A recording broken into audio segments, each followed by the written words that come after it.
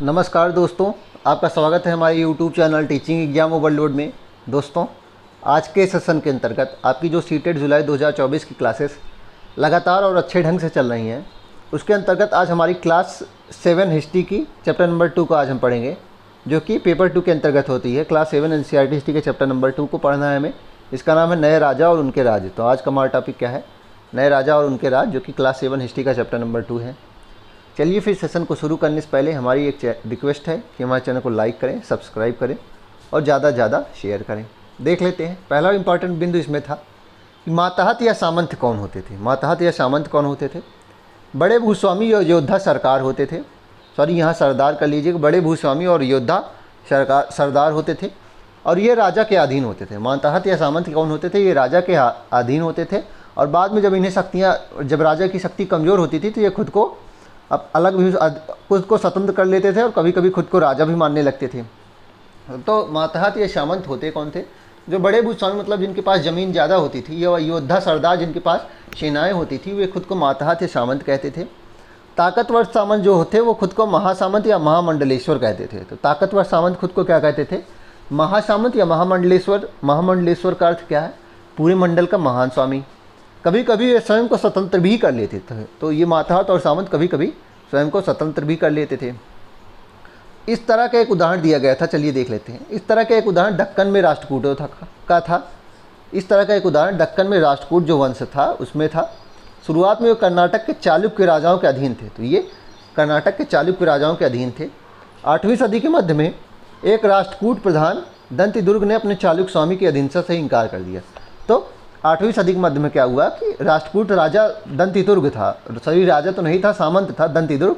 उसने अपने चालुक्य स्वामी की अधीनता से इनकार कर दिया, उसे हराया और हिरण्यगर्भ अर्थात सोने का गर्भ नामक एक अनुष्ठान किया और उसके बाद वह आप स्वयं को राजा घोषित कर लिया।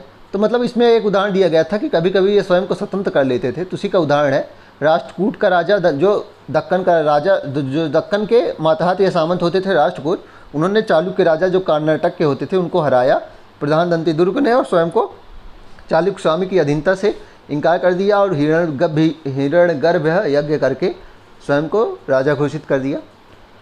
जब यह अनुष्ठान ब्राह्मणों की सहायता से संपन्न किया जाता था तो यह माना जाता था इससे याजक जन्मना क्षत्रिय न होते हुए भी क्षत्रिय रूप में दोबारा क्षत्रित्व प्राप्त कर लेता है। हिरण्यगर्भ युद्ध का मतलब क्या था? हिरण्यगर्भ युद्ध का मतलब क्या था कि जो क्षत्रिय वर्ण था वही राजा बन सकता था। लेकिन जब आप यह अनुष्ठान कर देंगे तो ब्राह्मणों की सहायता से, तो आप किसी भी जात के होंगे, चाहे आप ब्राह्मण हो, चाहे क्षत्रिय, चाहे आप शूद्र हो, ताकतवर होना चाहिए था बस, चाहे वैसे ही हो, लेकिन जन्मना क्षत्रिय न होते हुए भी हिरण्यगर्भ अर्थात सोने के गर्भ नामक युद्ध करने के बाद आप क्षत्रिय प्राप्त कर लेते थे। कदम्ब, मयूर शर्मण और गुर्जर प्रतिहार हरिचंद्र ब्राह्मण थे। तो जो कदम्ब थे, जो मयूर शर्मण थे और गुर्जर प्रतिहार वंश के जो थे शासक, ये ब्राह्मण थे जिन्होंने अपने परंपरागत पेशे, मतलब जो ब्राह्मण का काम था, उसको छोड़कर शस्त्र को अपना लिया और क्रमशः कर्नाटक में और राजस्थान में अपने राज्य को सफलतापूर्वक स्थापित किए थे। तो ये कुछ उदाहरण दिए गए हैं जिन्होंने हिरण्यगर्भ यज्ञ को कराकर ब्राह्मण होते हुए भी क्षत्रित्व प्राप्त किया और राजा बने। आगे एलोरा की गुफा में एक चित्र है, उसको देख लेते हैं हम। एलोरा की गुफा में 15 की भित्ति चित्र है जिसमें विष्णु को नरसिंह अर्थात पुरुष सिंह के रूप में दिखाया गया है। यह राष्ट्रकूट काल की कृति है, ध्यान रखिएगा। इसे राष्ट्रकूट राजाओं ने बनाया था। किसे? एलोरा की गुफाओं को राष्ट्रकूट राजा ने बनाया था, जो इसमें चित्र है। और ये 15 का गुफा 15 का ये चित्र है। इसमें विष्णु को नरसिंह भगवान में दिखाया गया है, नरसिंह भगवान के रूप में दिखाया गया है। नोट कर लीजिएगा, राष्ट्रकूट शासकों ने इसको बनवाया था। 400 कर क्या था? तमिलनाडु में शासन करने वाले चोल वंश के अभिलेखों में विभिन्न किस्म के करों के लिए 400 से ज़्यादा सूचक शब्द मिलते हैं। तो तमिलनाडु में जो शासक करने वाला चोल वंश था, उसके जो अभिलेख हैं उसमें 400 से अधिक कर से संबंधित सूचक शब्द मिले हैं। सबसे उल्लेखित कर जो शब्द है वह है वेट्टी, जो नकद की बजाय जबरन श्रम के रूप में लिया जाता था। तो वेट्टी कौन सा कर था? नकद की बजाय जबरन श्रम के रूप में लिया जाता था। मतलब आप मान लीजिए कर पैसा लिए हैं, सॉरी आपसे कर लेना है तो आपके पास पैसा नहीं है तो नगद नहीं लेते थे। इसमें क्या लेते थे कि आप ठीक है हमारे यहाँ 2 दिन काम कर लीजिए, आपका कर चुक जाएगा इसी में, यानी जबरन श्रम। कदमाई क्या होता था? यानी कि भू राजस्व था। कदमाई क्या था? भू राजस्व था। मकान पर छाजन डालने पर लगने वाला कर था। खजूर या ताड़ के पेड़ पर चढ़ने के लिए सीढ़ी के इस्तेमाल पर भी लगने वाला कर था। पारिवारिक संपत्ति का उत्तराधिकारी हासिल करने के लिए भी लगने वाले कर का उल्लेख मिलता है। तो इसमें दो बहुत इंपॉर्टेंट है। कौन सा? पहला वित्तीय है जिसमें नगद ना लेके जबरन श्रम के रूप में कर लिया जाता था, और कदमाई क्या था? भू राजस्व था। आगे देख लेते हैं प्रशस्तियाँ और भूमि अनुदान। प्रशस्तियाँ में ऐसे ब्यौरे होते हैं जो शब्दशः सत्य नहीं होते हैं, लेकिन ये प्रशस्तियाँ हमें बताती हैं कि शासक खुद को कैसा दर्शाना चाहते थे। प्रशस्तियाँ क्या होता है? प्रशंसा करना। प्रशस्तियों में क्या होता था कि शासक अपने आप को बढ़ा चढ़ा के दिखाते थे। सारी बातें तो उसमें सच नहीं होती हैं। तो प्रशस्तियों में हम जानते क्या है? प्रशस्तियों से हमें पता क्या चलेगा? तो प्रशस्तियाँ सब कुछ सच तो नहीं बताती हैं, लेकिन ये ज़रूर बता देती हैं कि शासक स्वयं को क्या दिखाना चाहता था। शासक स्वयं को दिखाना क्या चाहता था, ये हमें बता देती हैं। मिसाल के लिए सूरवीर, विजयी योद्धा के रूप में ये विद्वान ब्राह्मणों द्वारा रची गई थी, जो अक्सर प्रशासन में मदद करते थे। तो जैसे कि सूरवीर, विजयी योद्धा ऐसा कुछ लिखवा देते थे प्रशस्तियाँ स्वयं को, और ये विद्वान ब्राह्मणों द्वारा रची जाती थी, जो अक्सर प्रशासन में भी मदद करते थे। नागभट्ट की उपलब्धियाँ देख लेते हैं। संस्कृत में लिखी गई हैं। ग्वालियर मध्य प्रदेश में पाई जाने वाली एक प्रशस्ति में प्रतिहार नरेश नागभट्ट के कामों का वर्णन इस प्रकार किया है। तो देख लेते हैं। तो नागभट्ट का जो अभिलेख मिला है वो ग्वालियर मध्य प्रदेश में मिला, संस्कृत भाषा में मिला है। इसमें क्या है कि प्रतिहार नरेश जो गुर्जर प्रतिहार नरेश नागभट्ट था, उसके कामों का वर्णन किया गया था। आगे देखते हैं। आगे है कि राजा लोग प्रायः ब्राह्मणों को भूमि अनुदान से पुरस्कृत करते थे। तो राजा लोग जो थे ब्राह्मणों को भूमि अनुदान से पुरस्कृत करते थे। ये ताम्रपत्र पर अभिलेखित होते थे और जो भूमि पाने वाले को दिए जाते थे। तो ताम्रपत्र पर नाम इनका लिख दिया जाता था कि इन्हें भूमि दी गई है और किसके द्वारा दी गई है, जिन्हें ब्राह्मणों को भूमि अनुदान मिलता था। कलहड़ के बारे में दिया गया है। इन्होंने राजतरंगड़ी पुस्तक लिखी थी संस्कृत भाषा में। कलहड़ ने राजतरंगड़ी पुस्तक लिखी है संस्कृत भाषा में। इसमें 12वीं सदी तक कश्मीर का इतिहास के बारे में पूरा हमें पता चल जाता है। कलहड़ राजतरंगड़ी बुक लिखी संस्कृत भाषा में थी और 12वीं शताब्दी तक का इतिहास जानने का सबसे अच्छा स्रोत है, और इसे कश्मीर का इतिहास इसमें लिखा गया है। नोट कर लीजिएगा। त्रिपक्षीय संघर्ष। उत्तरी भारत विशेषतः कन्नौज पर अधिकार करने के लिए पाल, प्रतिहार तथा राष्ट्रकूट नामक 3 शक्तियों में से आपस में लगभग 2-2 शताब्दियों तक संघर्ष चला, और इसे ही त्रिपक्षीय संघर्ष कहा गया। तो 3 जो शक्तियाँ थी बहुत ज़्यादा कन्नौज पर राज करने के लिए। पाल वंश थी जो आमतौर पे कहाँ थी? जो बंगाल में शासन करती थी। प्रतिहार वंश था और राष्ट्रकूट वंश था। ये तीनों कन्नौज पर शासन करना चाहती थी, जिससे उत्तर भारत पर कब्जा हो जाए, और इसी त्रिपक्षीय संघर्ष चला। तीन ये जो पक्ष थे इन पे संघर्ष चला, इसलिए इसका नाम त्रिपक्षीय संघर्ष कहा जाता है। इस संघर्ष में अंतिम रूप से विजयी गुर्जर प्रतिहार शासक नागभट्ट द्वितीय हुआ। तो ये भी पूछ लिया जाता है कि लास्ट में कौन से वंश की जीत हुई? तो गुर्जर प्रतिहार वंश की जीत हुई, और शासक कौन था? नागभट्ट द्वितीय था। ध्यान रखिएगा, लास्ट में जीत नागभट्ट द्वितीय की हुई। अब गजनी के बारे में देख लेते हैं। गजनी 997 से 1030 तक 27 हमले किए भारत पर। गजनी ने 997 से 1030 तक 27 हमले भारत में किए। अफगानिस्तान के गजनी क्षेत्र का था ये, अफगानिस्तान के गजनी क्षेत्र का था। अल-बरूनी इसके साथ आया था, जिसने किताबुल हिंद लिखी। तो गजनी के बारे में 3 इंपॉर्टेंट टॉपिक हैं। ये 997 से 1030 तक 27 बार भारत पर हमला किया। अफगानिस्तान के गजनी क्षेत्र का था। अल-बरूनी साथ आया था, जिसने किताबुल हिंद लिखा था। इसके साथ अल-बरूनी आया था, जिसने किताबुल हिंद लिखा था। चाहमान कौन थे?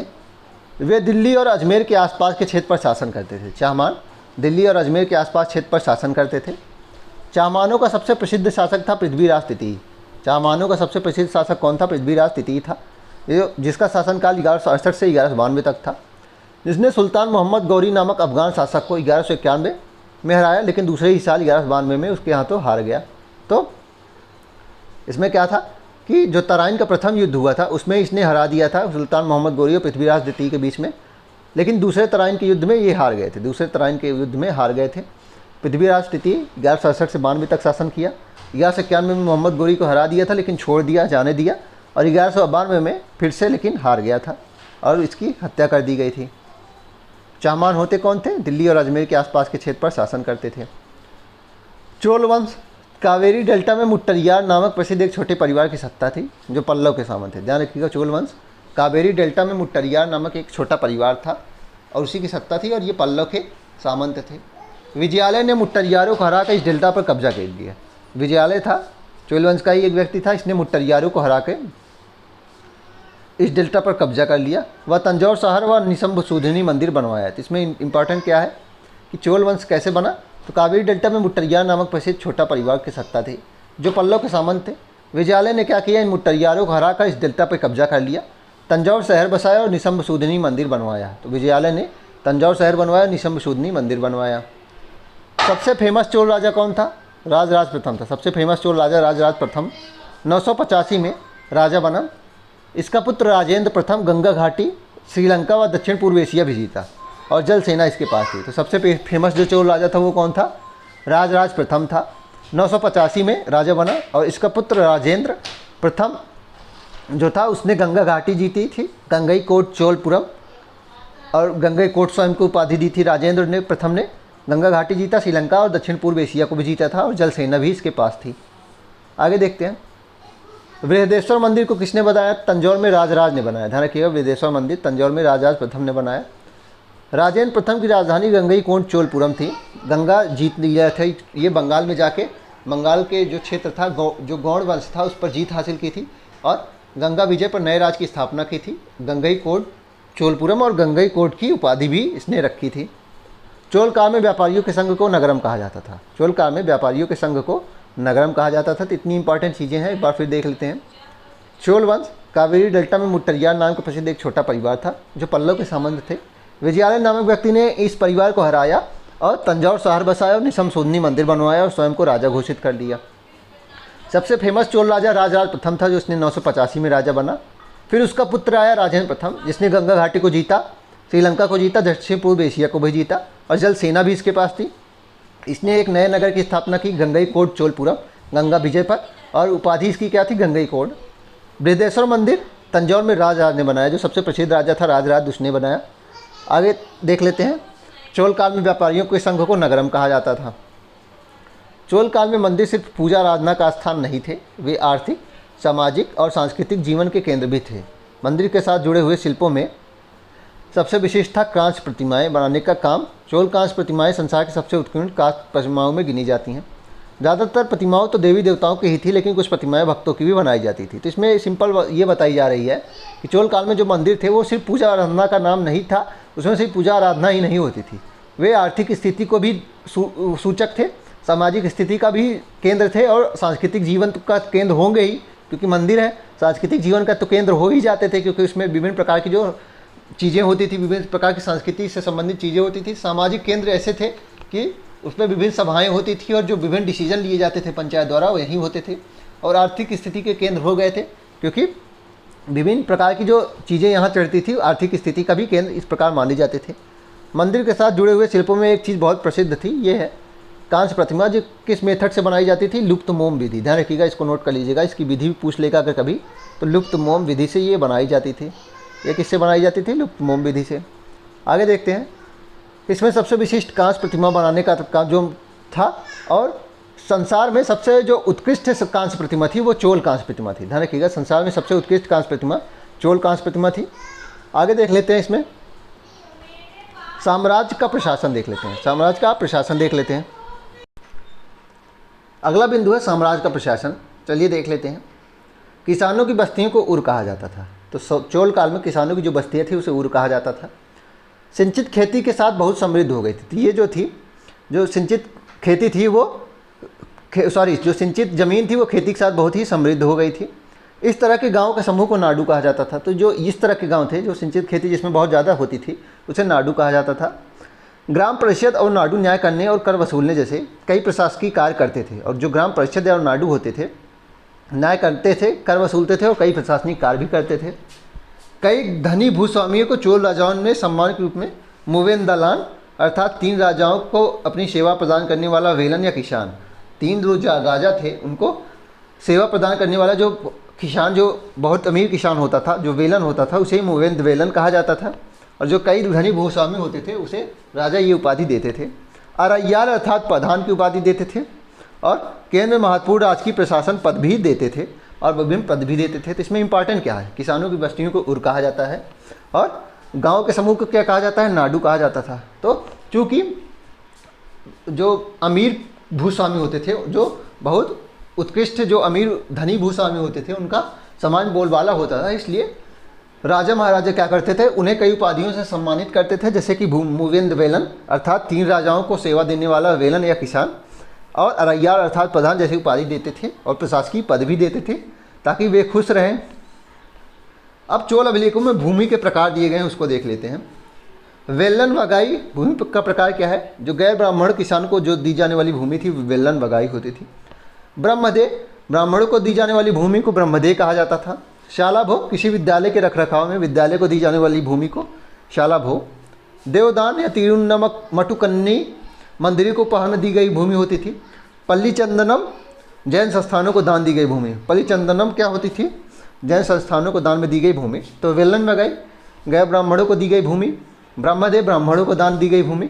शाला भोग किसी विद्यालय के रखरखाव के लिए जो भूमि दी जाती थी। देवदान या तिरुनम टुक्कनी मंदिर के उपहार में दी गई भूमि। और पल्लिचदम जो थी ये जैन संस्थान को दान में दी गई भूमि होती थी। आगे देख लेते हैं। तमिलनाडु के चिंगलपुर जिले के उत्तर मेरूर से प्राप्त अभिलेखों में इस बात का सविस्तार वर्णन है कि ब्राह्मणों की सभा का संगठन कैसा था। तो तमिलनाडु के जो चिंगलपुर जिले में उत्तर मेरूर अभिलेख है उसमें हमें पता चलता है कि ब्राह्मण की सभाएं होती कैसी थी। सिंचाई के कामकाज, बाग बगीचे, मंदिर इत्यादि की देखरेख के लिए सभा विभिन्न समितियां बनाती थी। इनमें सदस्यता के लिए जो लोग योग्य होते थे उनके नाम तालपत्र के छोटे टिकटों पर लिख दिए जाते थे और मिट्टी के बर्तन में रख दिए जाते थे। तो इसमें क्या होता था कि जो समितियां बनती थी उसमें क्या होता था कि जो सदस्य योग्य होते थे उनके नाम लिखे जाते थे ताम्रपत्र पे और मिट्टी के बर्तन में रख दिए जाते थे।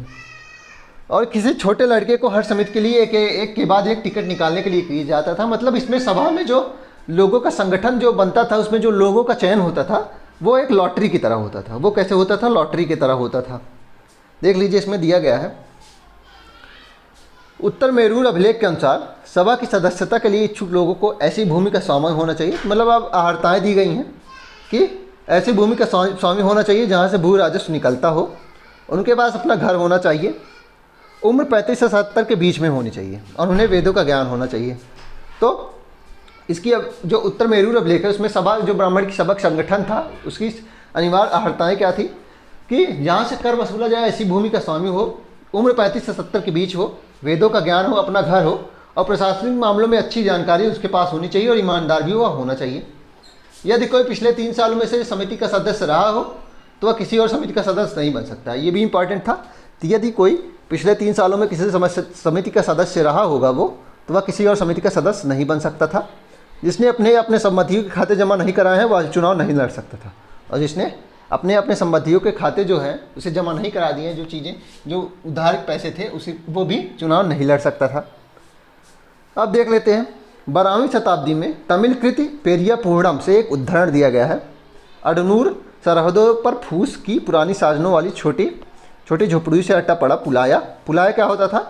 एक ऐसा समूह जिसे ब्राह्मण और वेल्लाल प्रतिष्ठित समाज के बाहर मानते थे और लोगों का एक छोटा सा पुरवा था। तो पुलाया क्या होता था? जो ब्राह्मण लोग थे और जो वेल्लाल अर्थात जो प्रतिष्ठित किसान होते थे वे समाज से बाहर जिन लोगों को मानते थे वो पुलाये होते थे। यही इसमें इम्पॉर्टेंट था। चलिए फिर इसी के साथ आज के सेशन को हम समाप्त करते हैं। आशा करता हूँ कि आपको यह क्लास पसंद आई होगी। अगर आप इसी तरह के क्लासेस भी देखना चाहते हैं तो हमारे यूट्यूब चैनल को लाइक करें, सब्सक्राइब करें तथा ज़्यादा से ज़्यादा शेयर करें। साथ ही अगर आप इसकी PDF प्राप्त करना चाहते हैं तो हमारे टेलीग्राम चैनल का लिंक डिस्क्रिप्शन बॉक्स में है, आप उसको ज्वाइन कर लीजिए, आपको सारी PDF वहीं मिलेंगी। चलिए फिर, धन्यवाद।